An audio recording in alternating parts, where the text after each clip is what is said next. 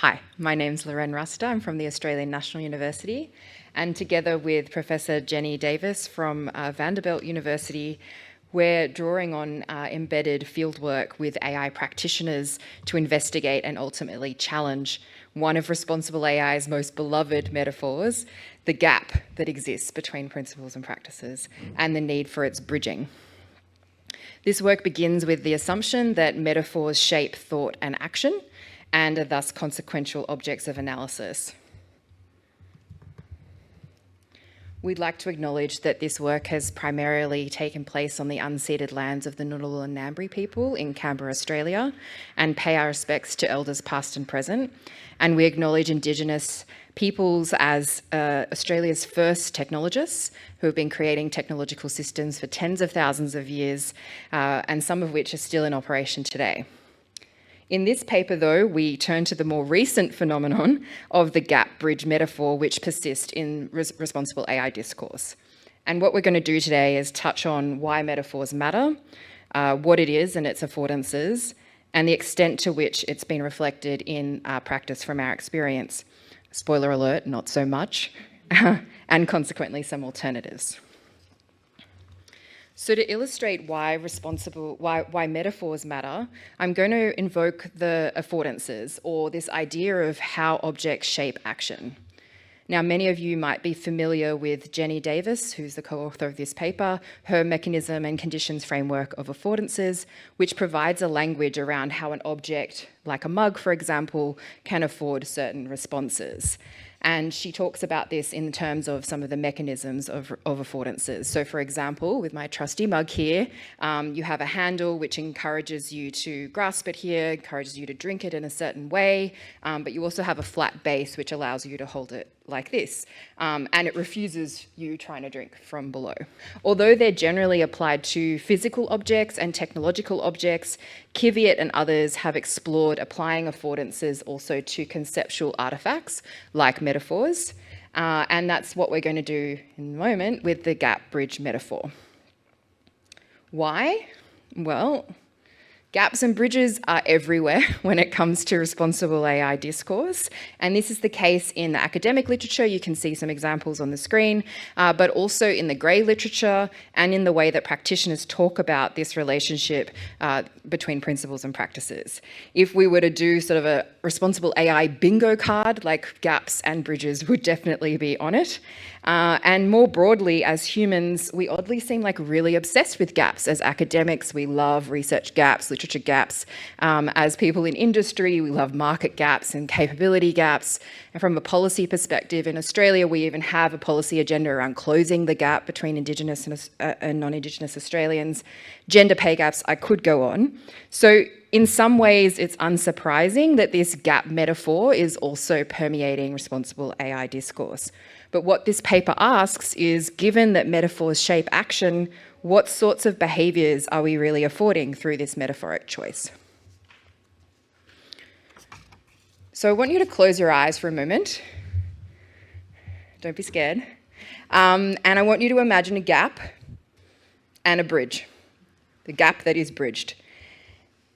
And I want you to open your eyes, and I'm curious to see with a show of hands whether what you're kind of imagining is something like this. Some yes, some no. This is actually the Microsoft PowerPoint view of what a bridge is. It's like an icon. It's like that's how standardized it is. This weight-bearing structure with two ends that are linked by some sort of tightly bounded pathway. And in the paper, we draw attention to three characteristics of the gap bridge metaphor. The first is that it demands that there's a separation between principles and practices. You have to have them separate in order to bridge them. The second is that it encourages linear movement, and often this linear movement is from principles to practices. And the third is that it implies stasis, so some sort of static start and end point that's not modular or moldable, and the bridge itself serves as a temporary conduit that can be left on as you go somewhere else. And through our fieldwork, we then examine whether and how these characteristics, or other ones have emerged in situ. And so to give a little bit of a flavour of what the fieldwork has looked like, essentially we've been working with 3 organisations in the Australian startup sector over about 18 months. They're all committed to responsible tech, they're all building AI-enabled products now or in the near future, and we've been doing design intervention research prototyping what responsible AI practices could look like. Broadly speaking, what we found is that the characteristics of this metaphor are misfitted to the realities of technology production and deployment. So specifically, instead of separation, we see principles and practices integrated and operating with and through each other. We see examples of non-linearity, where they move continuously along irregular trajectories. And finally, we observed values dynamism, where the practical implementation is fluid, it's ever-changing, it's never to be solved, and it's ongoing and evolving. And there are lots of examples in the paper of what we mean by this, but one particular example to share is that of Organisation B. And one of the practices that they were prototyping was using ChatGPT as a reflective practice tool to reflect on the extent to which they were embedding the pledges that they'd made in their product decision making. And in that case, we saw how they were toggling between principles and practices, they were woven together, they weren't moving from one to the other, and they were considered as part of an ongoing iterative practice. They were zooming in and out as they were making decisions. They also took a step back and they recognised that their values had changed because they'd had a change in their structure as well as the founders that were involved, and they weren't scared to actually change their value set. So there was this real sense of dynamism of what was important. So with this knowledge, then we sort of ask, well, if it's not gaps and bridges, then what is it? And we provide a couple of alternative metaphors as starting points, but we're not particularly tied to these. They're just really conversation starters.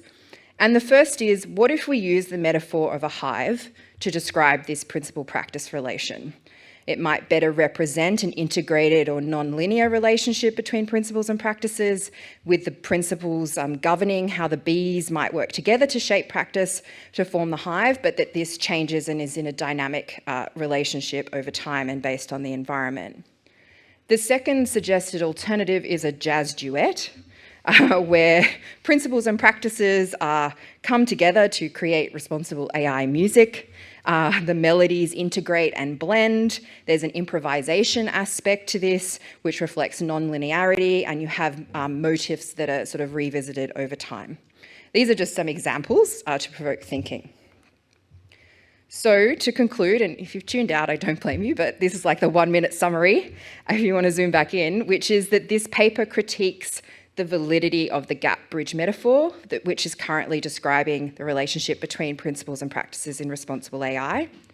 It exposes 3 fallacies of this metaphor and proposes 3 correctives from the in situ evidence.